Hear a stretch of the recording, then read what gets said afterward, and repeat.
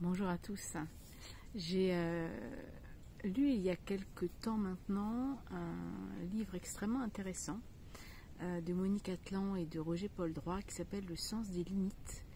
Et ça fait un petit moment que je porte ce sujet, on va dire en moi, et que je me dis tiens, il faudrait vraiment que je fasse une vidéo sur cette question. Parce que voilà, la question des limites me parle beaucoup. Et donc j'ai essayé de réfléchir à un angle d'attaque. Il y en a plusieurs, donc peut-être je ferai d'autres vidéos sur ce sujet pour approfondir ce thème. Mais en tout cas, le premier angle d'attaque que j'ai voulu avoir est celui-ci. Alors, je vais commencer par une question. Et ma question, c'est quand je vous dis limite, qu'est-ce que ça vous évoque ? Éventuellement faites pause pour prendre le temps nécessaire pour que vous y réfléchissiez, puis que vous puissiez poser sur le papier vos premières réponses. Et puis une fois que c'est fait, vous redéclenchez la vidéo pour la suite. Alors moi je me suis posé cette question et j'ai eu on va dire un premier flot de réponses que je vais vous livrer. Et évidemment c'est une réponse qui n'est pas exhaustive parce que je pense que c'est un sujet assez inépuisable et qu'on peut probablement aller encore plus loin que ce que je vais vous proposer, mais voilà, on va dire que c'est un début. Alors, première chose peut-être que la notion de limite peut évoquer, c'est la question de la contrainte et de l'interdit. Voilà, quand on pose des limites, il peut y avoir cette idée-là sous-jacente, avec possiblement aussi une privation de liberté, ou éventuellement aussi quelque chose qui serait de l'ordre du danger. Et donc ça m'a fait tout de suite penser aux thrillers, films policiers ou autres, vous savez, américains, dans lesquels il est indiqué, vous savez, sur la scène du crime, no trespassing, sous-entendu, vous n'avez pas le droit de passer au-delà de la limite qui est posée, vous savez, avec ces banderoles-là rouges et blanches.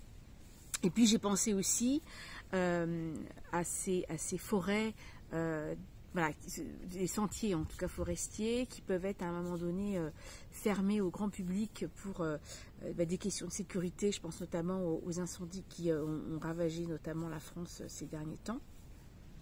Et ce qui est intéressant, c'est que contrainte, interdit, privation de liberté, danger, c'est pas forcément des choses très agréables. Et pour autant, il y a aussi derrière ça, en fait, une notion de protection. Alors j'ai envie de dire protection pour la personne elle-même, parce que passer de l'autre côté, ça pourrait être quelque chose de dangereux. Donc c'est quelque part protéger la personne d'un danger possible si elle franchit la limite.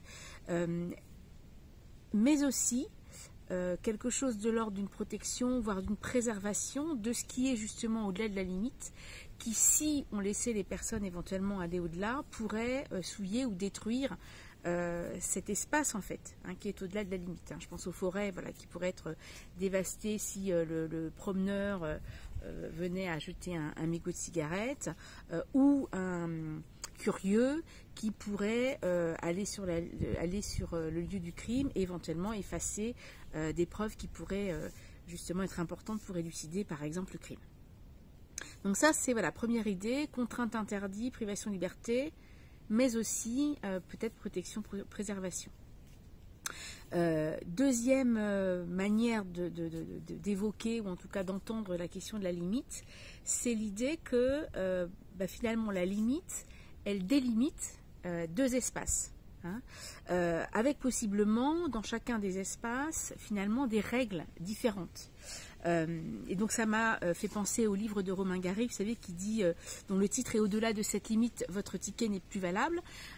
Ça dit très clairement qu'il y a une limite. D'un côté, la limite, votre ticket est valable, et puis si vous passez cette limite, ça ne l'est plus.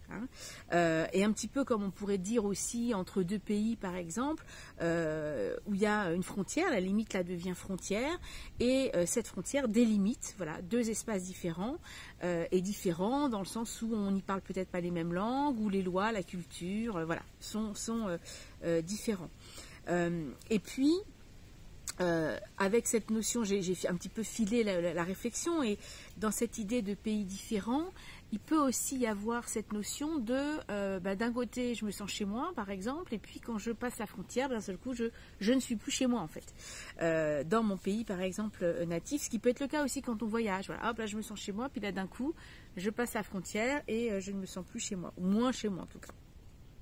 Et donc, cette idée-là de chez moi, pas chez moi, ça m'a renvoyé aussi sur un autre plan à la notion, à cette expérience des interactions qu'on peut avoir avec le monde extérieur. C'est-à-dire, d'un côté, il y a moi, dans mon monde intérieur, mes idées, mes pensées, mes émotions, mes valeurs, mais aussi mon jardin secret, et puis le monde extérieur, ou le monde de l'autre.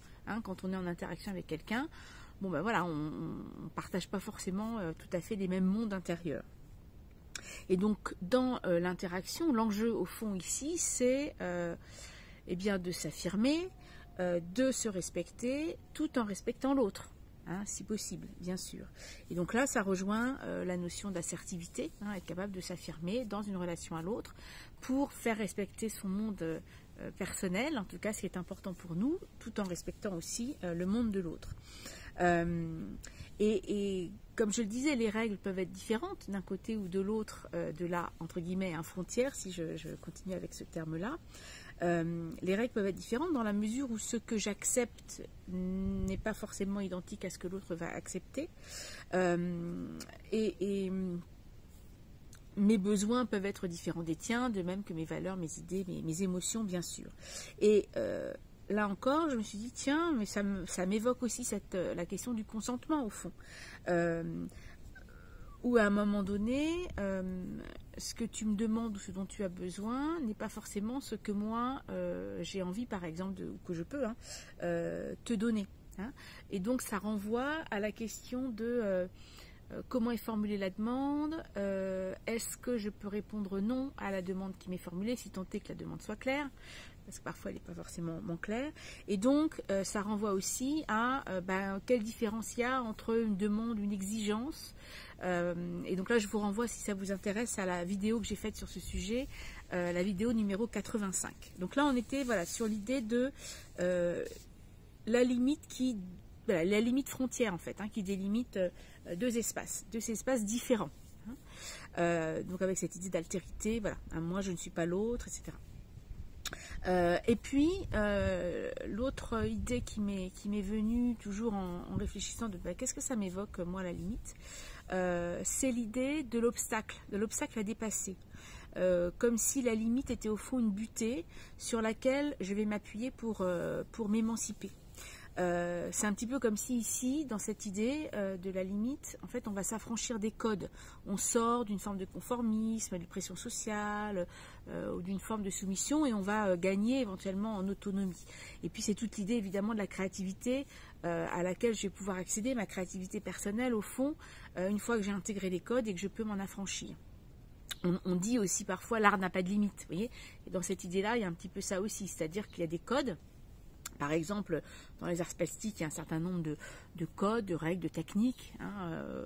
La perspective, par exemple, fait partie des techniques. Et puis, une fois qu'on s'est approprié ces techniques, c'est comment je m'en affranchis, comment je m'émancipe par rapport à ça, comment je joue aussi.